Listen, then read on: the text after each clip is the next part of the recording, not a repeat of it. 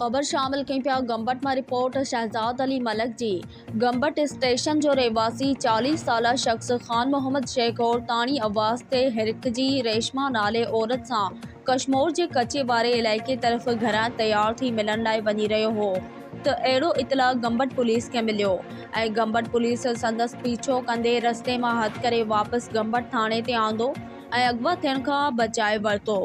जॾहिं और ताणी आवाज़ ते हिरकजी वींदड़ खान मोहम्मद शेख ॿुधायो त मुंहिंजो रेशमा सां राब्तो फेसबुक ज़रिए थियो ऐं उन कश्मीर जे आसपास जे इलाइक़े जी एड्रेस ॾिनी ऐं मूंखे पुट जो औलाद न आहे उन करे मां रेशमा सां शादी करणु पियो चाहियां ऐं अॼु घरां तैयार थी कश्मीर रेशमा सां मिलण लाइ वञी रहियो हुयसि त रस्ते मां गंबट पुलिस वापसि वठी आई आहे। अच्छा छा नालो थी? खान मोहम्मद। अब भाई कैसा राब्ते में हुई तू?